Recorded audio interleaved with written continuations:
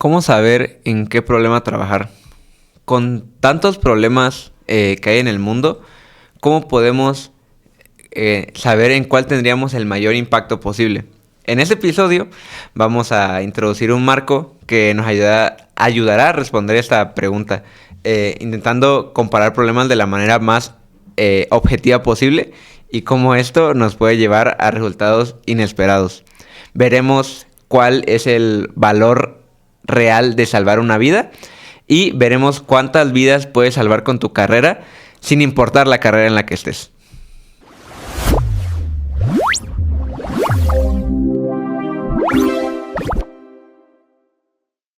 Hoy estamos en la increíble cabina de Voz Puma en la ENES Juriquilla. No sé si recuerdas de qué estábamos hablando el último episodio, también lo pueden ver. Justamente estábamos diciendo cómo muchas veces nuestras intuiciones no son correctas. Y tenemos el ejemplo de cuántas vidas salva un médico. Muchas veces pensamos que son miles de vidas. ¿Realmente cuántas son? En el episodio anterior descubrimos de que en un país del primer mundo un doctor llega a salvar menos de 10 vidas durante toda su carrera. Sí, y justamente también veíamos como esos números a veces no nos damos cuenta de la magnitud que hay. Y veíamos también otro ejemplo de cuánto dinero usarías para salvar 2,000 aves, 20,000 aves o 200,000 aves. Y realmente como no hacíamos cosas proporcionales a esos números, porque no somos como tan buenos estimándolos. Entonces, en el episodio de hoy vamos a ver un poquito cómo podemos quitarnos este sesgo. Y no sé si quieres empezar con el framework. Este es un marco que se usa mucho en altruismo efectivo para comparar diferentes problemas. Y pues lo que se intenta es como llegar a un número o a una cantidad objetiva, lo más objetiva que podamos llegar sin dejarnos llevar por cualquier otra cosa, intentarnos llevar en la mayor medida de lo posible por la evidencia y la razón. Y pues este es el framework que se conoce como ITD, que por sus siglas es el framework de importancia, tratabilidad y desatención. Y pues sí, no sé si nos quieres empezar diciendo la primera de importancia. Creo que la importancia es como el más clásico. Básicamente, importancia es ¿por qué nosotros escogeríamos ese problema? O sea, ¿a qué tantas personas está afectando ese problema? ¿O hasta qué magnitud está afectando a las personas que lo están teniendo? Nos fijamos en ese problema cuando hablamos de una enfermedad. Buscamos la enfermedad que afecta a más personas. Entonces, básicamente, ese es el primer paso. El primer punto de este framework, que es qué tan importante es este problema, ya sea porque afecta a muchas personas o las afecta de una manera, pues, muy grave. Supongo que si lo quieren visualizar de alguna forma, sería como un gráfico de que en uno de los ejes es el número de personas que afecta y en el otro eje sería como la magnitud en lo que afectaría a las personas, ¿no? Luego está el siguiente, que es tratabilidad, que probablemente sea un poquito más objetivo de poder evaluar, porque es cuánto progreso podemos hacer en un área. O sea, si duplicáramos los recursos que se hacen a ese problema específico, ¿qué tanto porcentaje de ese problema podríamos resolver? O sea, por ejemplo, si hay un área, una enfermedad que mata a 1 millón de personas y le duplicamos de que están 100 millones de dólares, ahora le damos 200 millones, ¿cuántas personas dejarían de morir si le damos todo ese dinero? Y pues es un poquito más objetivo de medir porque pues hay muchísimas intervenciones que podrían hacer, incluso intervenciones de que todavía no han ocurrido, que a lo mejor investigación podría darles más visible, o sea, hacer que ese problema se pueda resolver más fácilmente, pero pues probablemente sea también importante como tomar qué medidas podemos usar para entender si el problema lo estamos realmente avanzando o si realmente no estamos haciendo nada para hacer progreso en ese problema. Sí, justamente creo que parte de lo que ve altruismo efectivo es que a lo mejor puede ser un problema muy grande y que tal vez sea como súper importante, pero si realmente es un problema que tal vez en este momento no podemos solucionar o que por mucho que le estemos dando, invirtiendo dinero, pero si no estamos logrando como solucionar nada, entonces, ¿por qué le estaríamos dando tantos recursos? O sea, en ese punto ya no sería efectivo y creo que es justamente, pues, por eso es tan importante esa parte, aunque sí es muy difícil medirlo, pero... Sí, lo explicaste mucho mejor que yo. Pero sí, pues ya sería el último, que es desatención. No sé si nos lo quieras como compartir también. Sí, creo que es como un punto muy fundamental para mí de altruismo efectivo. Porque muchas veces vemos problemas que son muy grandes, por ejemplo, el cambio climático, que mucha gente lo conoce y ya le estamos dando mucha importancia, pero realmente ya hay como mucha gente trabajando en ese problema. Y cuando hablamos de desatención, básicamente estamos diciendo qué problemas son importantes, pero que no están teniendo la atención que se merecen, no les estamos dando tantos recursos, tanto tiempo, tanto esfuerzo. Entonces, si nosotros le damos todo nuestro tiempo, todo nuestro esfuerzo a esos problemas que no están siendo atendidos, entonces podríamos tener un impacto mucho mayor a que si nos metemos un problema que ya tiene muchísima gente trabajando en ello. Exacto. O sea, probablemente si hay 1 millón de personas que ya están trabajando en cambio climático, muchísimas de las ideas más efectivas que hay para resolver ese problema, ya hay personas de que ya las pensaron y ya están trabajando en ellas. Igual los recursos de que probablemente el primer $1,000,000 que des una causa sea mucho, o sea, le haga mucho más impacto que el millón número 300, por ejemplo, que le des a una causa. Y pues sí, creo que eso justo nos da pues estas cosas tal vez no tan intuitivas de los problemas que hay. Pues ya lo dijiste, lo del cambio climático, pero luego hay otros, tal vez se me ocurre en el caso de enfermedades, tenemos el cáncer, que el cáncer pues es una enfermedad de que mata a muchísima gente y que pues es terrible lo que causa año por año. Creo que es la primera o segunda causa de muerte a nivel global. Sin embargo, pues el cáncer es un problema que recibe bastantes recursos en comparación a otros. Si lo comparamos, por ejemplo, con la enfermedad de tuberculosis, que sigue matando a más de 1 millón de personas al año. Y probablemente, bueno, es cierto que los recursos que se invierten para tratar la enfermedad de la tuberculosis son probablemente órdenes de magnitud menores de lo que es para tratar el cáncer. Y pues entonces significa que si invertimos más recursos en tuberculosis, probablemente podemos tener más impacto que si trabajamos, por ejemplo, en el cáncer. Sí, y creo que justamente esa parte lo hace como un poquito, tal vez un poco controversial, porque es como altruistas, pero no se enfocan. Pero realmente es justo esa parte de cómo podemos ayudar más si nuestros recursos son limitados y si nuestro esfuerzo también va a ser limitado, si llegamos y no estamos dando realmente mucho, como ya lo mencionábamos con los doctores. Si ya hay muchos doctores, si eres como uno más en un país de primer mundo, pues realmente no vas a hacer tanto cambio. Pero a lo mejor si te vas a un país que es pues no tiene tantos recursos, pues entonces podrías hacer mucho más cambio. Y pues la verdad yo creo que este framework es muy importante porque creo que justamente nos quita como esos sesgos que muchas veces no los vemos. Es como, ok, esta causa es buena, es altruista, pues vamos. Pero creo que a veces es importante evaluarlo como con una mente un poquito más objetiva para realmente decir, ok, vamos a hacer un mayor cambio. Y entonces, de los problemas, que a lo mejor como que esto da más visibilidad de por qué se ven algunos problemas en altruismo efectivo. No sé si nos quisieras decir cómo se implementaríamos en alguna de las causas de altruismo efectivo este framework y por qué podríamos ver de que alguna de estas causas es bastante importante usando este marco.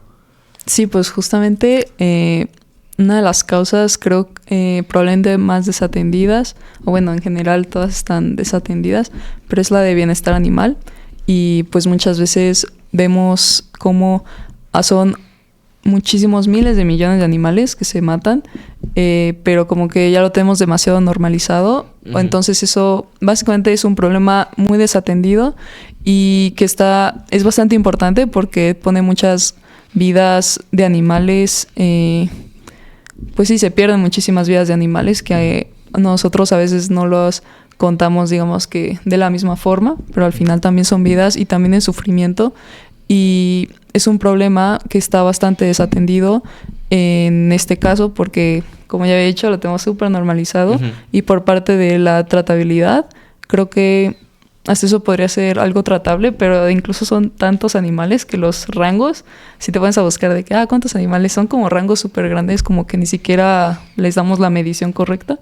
Pero ese sería uno de los ejemplos de por qué ese tema está dentro de altruismo efectivo, pero podríamos hacer lo mismo para todos los temas que hay. Sí, o sea, podemos comparar este problema con otros tal vez más conocidos y tal vez podemos llegar a la conclusión. O sea, es subjetivo lo que le da más importancia o no, pero probablemente pueda llegar a conclusiones relativamente similares de esos problemas. Y pues ya, dentro de estas... del impacto que puedes tener, que es algo que se habla mucho en altruismo efectivo, cómo tener el mayor impacto. Dentro del mismo problema, tal vez ya podremos... ya identifiqué que esta área está desatendida, es importante, y a lo mejor hay algunas cosas que pueda hacer para ayudar a que ese problema se resuelva. Pero, aparentemente, dentro del mismo problema hay diferentes intervenciones que pueden tener órdenes de magnitud diferentes de impacto, y pues es algo que se ve mucho dentro de altruismo efectivo. Y pues no sé si nos quieras compartir igual alguno de los ejemplos, como uno de los ejemplos famosos que se hablan para diferencia en impacto. Sí, bueno, yo me acuerdo mucho de haber leído este ejemplo la primera vez que lo leí y que a mí me impactó mucho. Porque supongo que siempre veía altruismo como, ok, donas algo y, qué padre, ayudaste. Pero básicamente se los voy a platicar para tener contexto. Por un lado teníamos la donación A, que básicamente era dar $15 a una campaña que se llamaba Toys for Tots, que básicamente daba juguetes a niños, ¿no? Que lo necesitaran, para que tuvieran como un momento de felicidad y pues muy bonito todo. Y la segunda donación eran igual $15, pero una organización que se llamaba Evidence Actions Safe Water Program. Y básicamente lo que hacía era darle durante un año agua potable a aproximadamente 10 niños en una comunidad que lo necesitara. Entonces, creo que cuando vi este ejemplo, sí fue como muy... Ok, o sea... Obviamente quiero que el niño sea feliz con su juguete, pero si me estás dando a elegir entre dar $15 para que un niño tenga un juguete o $15 para que 10 niños tengan agua potable durante un año y puedan sobrevivir, básicamente, pues entonces me quedaría con la segunda opción. Y creo que sí es como un poco... Ok, tienes que elegir, pero al final creo que es... bueno saber que estás ayudando y que estás como escogiendo una opción que sabes que va a tener más impacto. Sí, a veces no es tan fácil, o sea, como ese tipo de comparaciones, pues así es un poquito... Creo que la mayoría de la gente preferiría darle agua, a lo mejor en algunos casos no es tan evidente, pero creo que este es un ejemplo justo que nos dice mucho de que una cosa... O sea, estás ayudando la misma cantidad porque en los dos estás dando $15, pero la cantidad de bien que estás haciendo, o sea, tal vez no lo puedes medir con números, pero creo que la mayoría estaría de acuerdo de que darle agua por un año a los niños es muchísimo mejor que darle un solo juguete a un solo niño. Hay otro ejemplo, que ese también es famoso, igual relacionado a el agua, que es un ejemplo de cómo las buenas intenciones que tenían terminó haciendo un impacto negativo en las personas. Había esta persona que se le ocurrió esta idea porque en países subdesarrollados generalmente no es que tengan el agua potable que le llegue por el tubo, drenaje, ni nada de eso. Así que tienen que manualmente sacar el agua del subsuelo. Entonces, ese trabajo generalmente se le hacía a las mujeres de que estuvieran con una bomba varias horas al día, sacando el agua que necesitaban para su familia. Entonces, a una persona se le ocurrió que, como este era un trabajo manual, ¿cómo podría hacerlo como de forma más efectiva? A lo mejor lo pensó él en ese momento y se le ocurrió esta idea de los play pumps, que no sé si la has escuchado. Es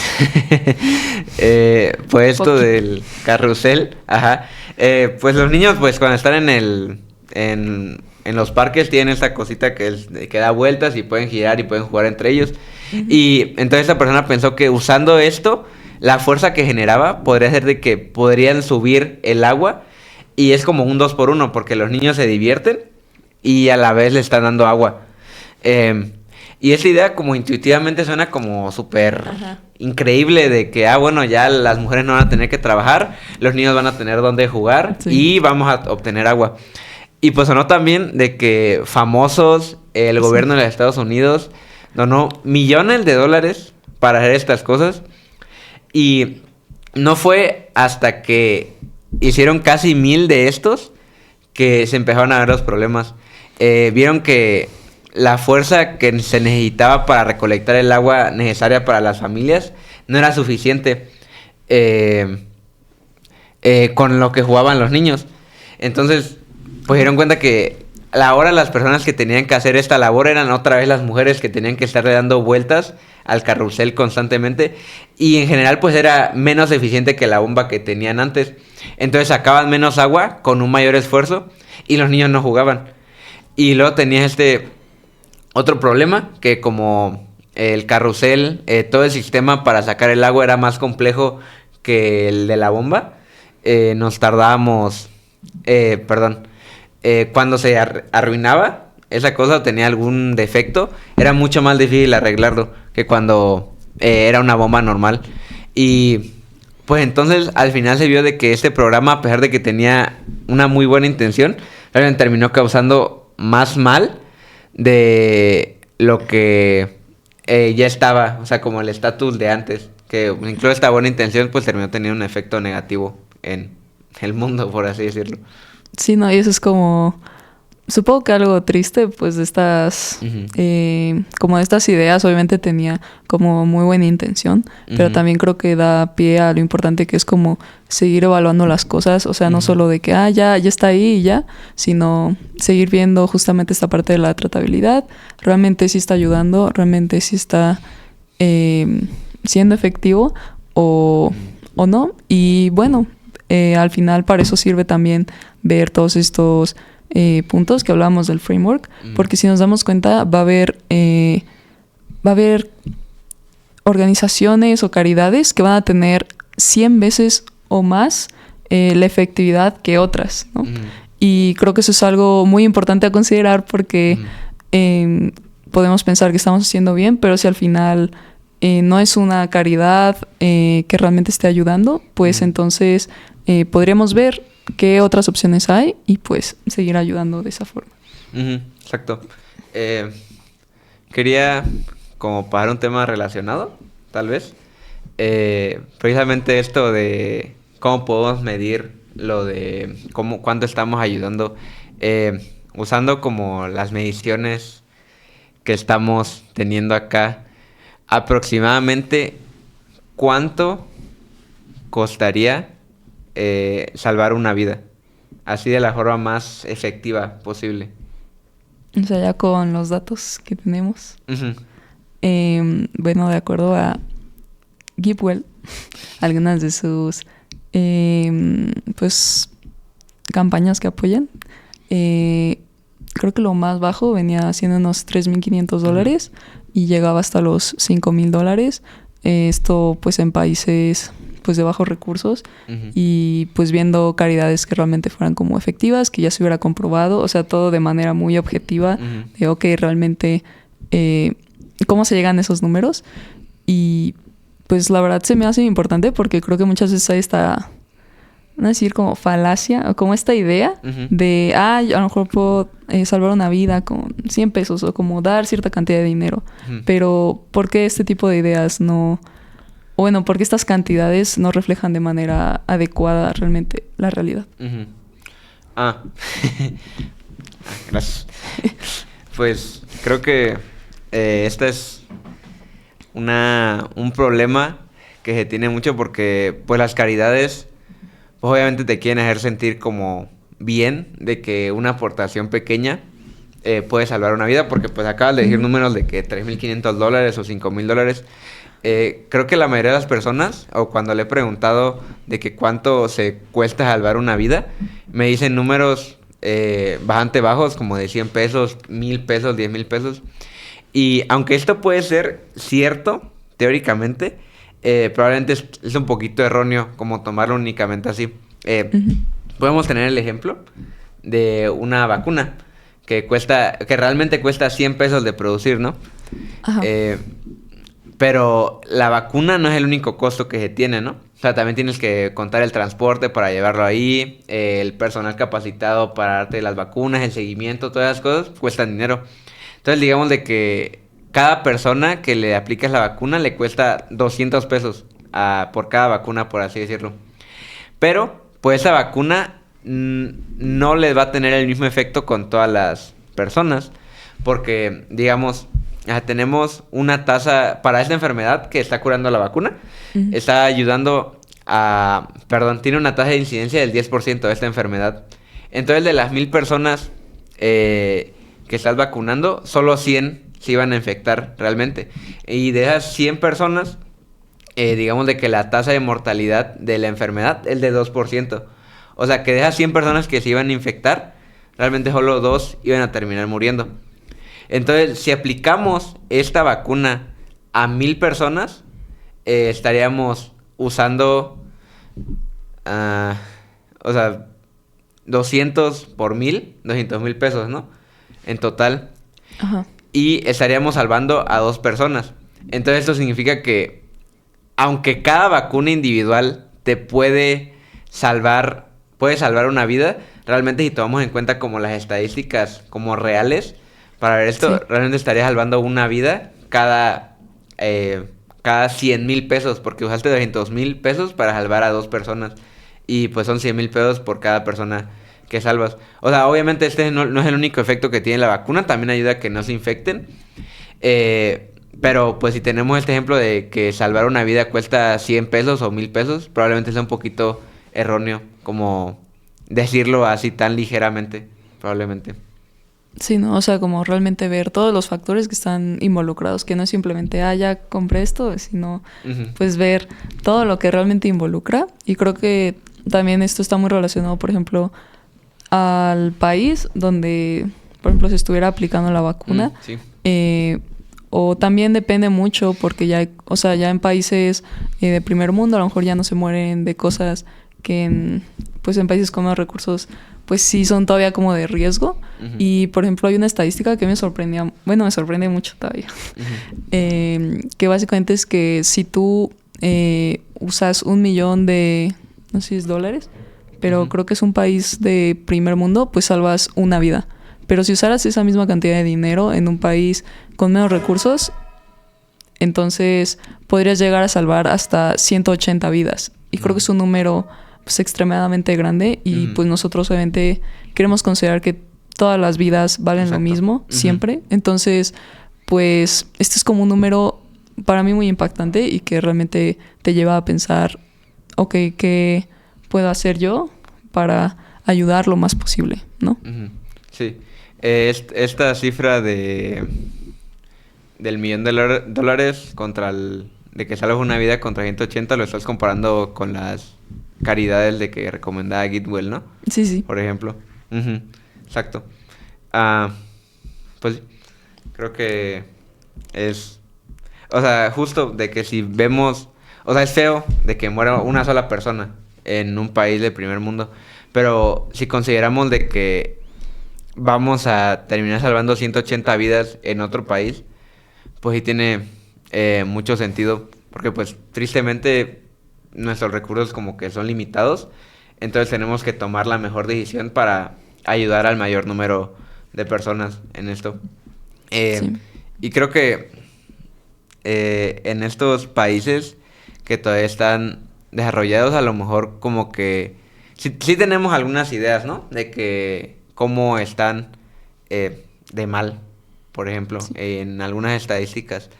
Pero a lo mejor como que no lo dimensionamos totalmente. Cuánto es la diferencia entre los países ricos y los países pobres o incluso países clase media, por ejemplo aquí en México. Ujú. No sé si tienes con algunas estadísticas Sí, sí.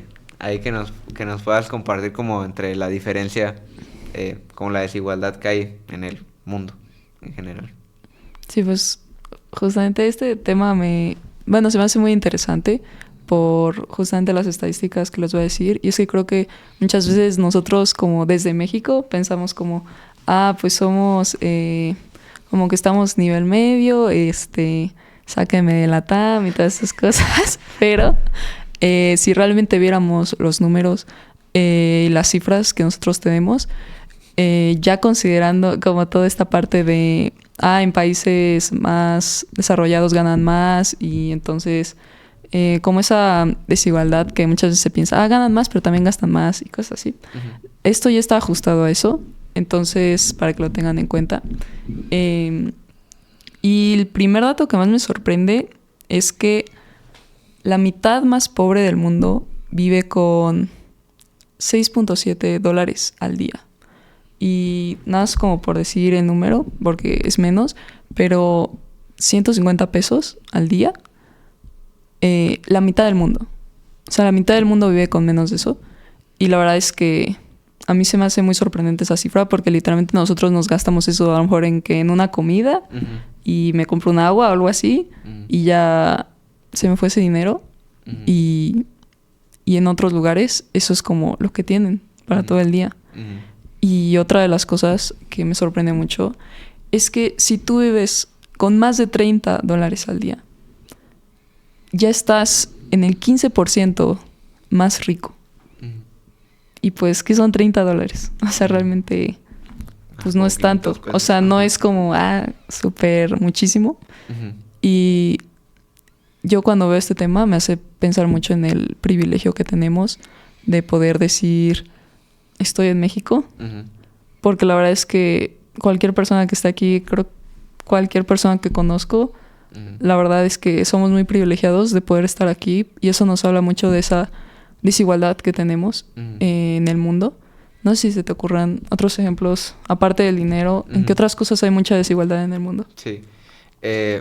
Justo esto que decías de la mitad de la población que vivía con $6, eh, está esta otra estadística que el 10% del mundo más pobre, que son 800 millones de personas, vive con menos de $2 al día.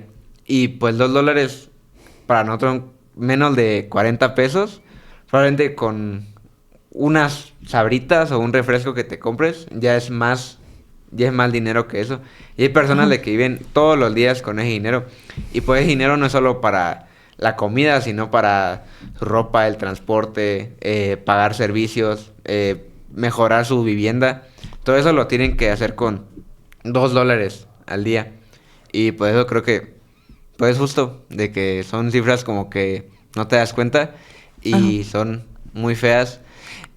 Y luego, esta otra que es tal vez incluso peor, porque estas personas que ya están viviendo con muy poquito dinero, también tienen que tener otros problemas, porque generalmente en los países en los que están, pues no están desarrollados, ¿no? Ujú. Entonces, no solo tienen poco dinero, sino que los servicios que tienen suelen estar mucho peor. Eh, Está esto de que más de 2.000 millones de personas no tienen acceso a agua potable constante. Pues justo como el ejemplo que decíamos hace rato del agua, como las Ujú. donaciones a los niños. Eh, Más de 2.000 millones de personas en todo el mundo no tienen acceso a una corriente de agua constante, al menos en algún momento del año no tienen agua.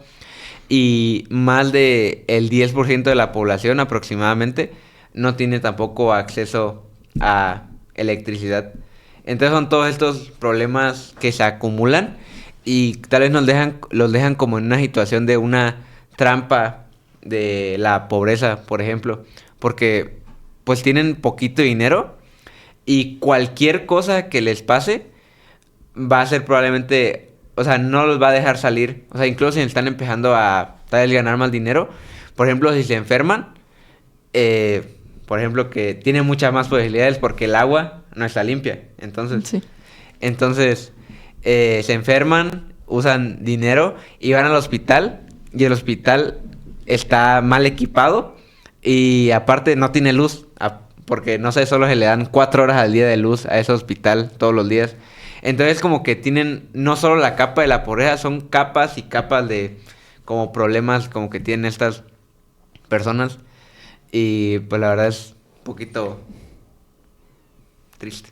Muy feo. No sé Sí, cómo muy feo, la verdad. ajá, no sé cómo decirlo de que, o sea, a lo mejor como que ahorita lo digo de que ya lo he escuchado varias veces, pero como que ponértelo a pensar por mucho tiempo si te deja, no sé, te deja un poquito desolado. Sí, ¿no? O sea, porque creo que muchas veces es como que lo escuchamos y es como, ok, pero no lo estoy viviendo hasta cierto punto y eso como que nos crea de cierta manera una barrera. Pero creo que si realmente nosotros fuéramos a esos lugares y realmente lo viéramos y realmente... O si simplemente nos ponemos a pensar genuinamente como si ya lo estuviéramos viviendo, o sea, sería mucho más fácil entenderlo y creo que sería mucho más fácil sentir como cierto sentimiento de, pero yo estoy mejor y yo podría ayudarlos de cierta forma. Exacto. Yo podría hacer algo, aunque yo no sea de que de Europa y que gane en euros y todo, pero estoy en una posición mucho mejor. Ajá. Creo que es como el sentimiento, pero creo que me rompió un tantito, pero creo que sí, justo el sentimiento de que, o sea, no quedarnos pues solo con este sentimiento como feo de que tenemos más, sino como que usarlo para ver cómo podemos ayudar a estas personas que por el mero hecho de haber nacido en un lugar han tenido muchísimas menos oportunidades que nosotros. Y pues esto es lo que nos lleva como a esta parte de las donaciones. Me convenciste.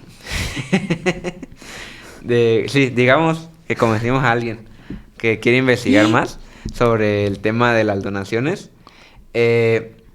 Creo que ya nos comentaste la página, pero no sé si nos quieres como explicar un poquito más en profundidad como cuáles son las causas más efectivas que podrían ayudar a las personas que viven con menos recursos en el mundo. Sí, pues justamente la página se llama GiveWell. Básicamente es una organización completamente independiente que evalúa pues las caridades y qué tan efectivas realmente están siendo. Y tiene varias caridades, pero ahorita les voy a hablar como de unas que son las que se consideran como más efectivas. Por ejemplo, tenemos una que es para dar medicina para prevenir la malaria. Se estima que para esta se usan unos $4,000 para salvar una vida. También tenemos las redes para prevenir malaria porque pues tienen insecticida y eso evita que lleguen los mosquitos que tengan la malaria. Y se estima que cueste unos $5,500 salvar una vida. También tenemos para suplementar a niños para prevenir la deficiencia de vitamina A, porque esto puede causarles infecciones y más problemas de salud.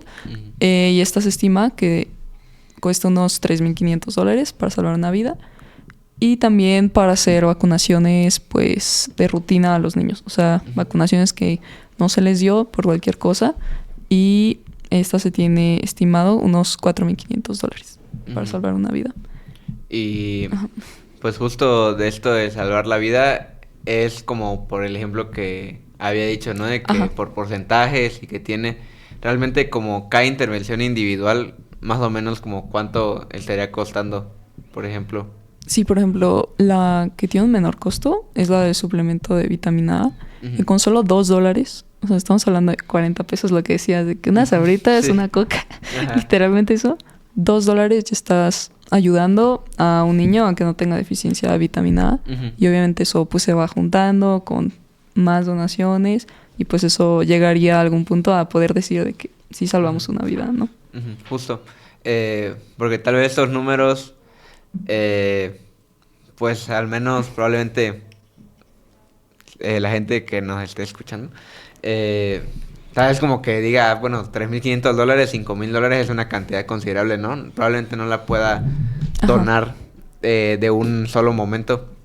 Pero creo que justo es esto de que tienes que pensar de que tal vez no estás salvando una vida, pero, o sea, cada donación que estás dando, estás como ganando un ticket de la lotería, por así decirlo, para salvar una vida. Porque cada tratamiento, a lo mejor no la salve, pero probablemente mejore la calidad de vida de la persona que lo está recibiendo.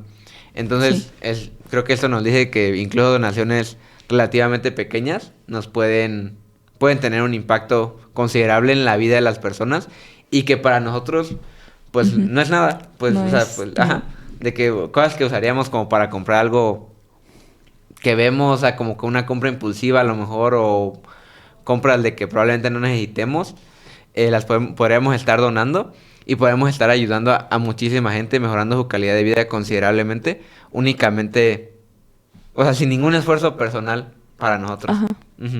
Sí, me gusta mucho esa forma de verlo, como de pues estar ayudando como poquito a poquito, porque no da como tanta esa presión de, si no donas $3,500, o sea, pues no es así, sino que se va como pues acumulando, y simplemente quiero que se lleven esa idea de que tu donación puede cambiar la vida de alguien y no necesita ser una cantidad súper extrema de dinero.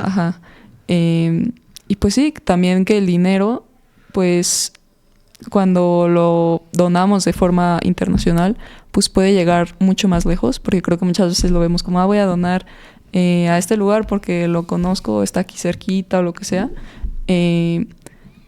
Pero también podemos llegar a pensar, ok, si lo doy de manera internacional, tal vez podría impactar mucho más, ¿no? Sí, exacto. Pues justo un poquito de lo que hablábamos, de que en los países más desarrollados estos problemas pues ya ni siquiera son problemas, porque ya ni siquiera existen. Pero pues en otros países pues tienen esto de que son intervenciones muy baratas, pero por cómo está el país, por su situación, probablemente tampoco se puedan permitir eso. Entonces pues justo sería de que aunque para nosotros suene pequeño, probablemente para otras personas, si damos las donaciones de manera efectiva, podemos llegar a ayudarles realmente muchísimo. Muchísimo más de lo que pensamos, probablemente. Sí, ¿no? Sí. Y bueno, me gusta mucho justamente terminar con esa idea. Creo que se me hace como muy importante. Sí. Pero bueno, ¿qué te parece? Lo dejamos aquí. Yo creo que sí, porque ya vamos casi 40 minutos. Creo que... No es verdad. No es. Bueno, termino como bien. Esperamos que les haya gustado este episodio. Si les gustó, nos vemos en el siguiente. ¿Qué vamos a hablar en el siguiente episodio? En el siguiente episodio va a estar divertido porque vamos a empezar a hablar de los animales. Y pues este es un tema pues muy controversial. Siempre que lo hemos platicado con las personas se arman peleas. Sí. Entonces, pues el siguiente capítulo va a ser como que cuál es el estatus moral de los animales y si realmente vale la pena hacer algo para ayudarlos y si sí vale la pena, qué podemos hacer para ayudar a estos animales. Entonces, no se lo pierdan. Si son LNE, se pueden ir a nuestro grupo. Hacemos reuniones miércoles y jueves. Y también nos pueden seguir en nuestras redes sociales, que son AE-Querétaro. Y nos vemos en el próximo episodio. En Instagram, ¿no? En Instagram. Ajá. Adiós. Bye.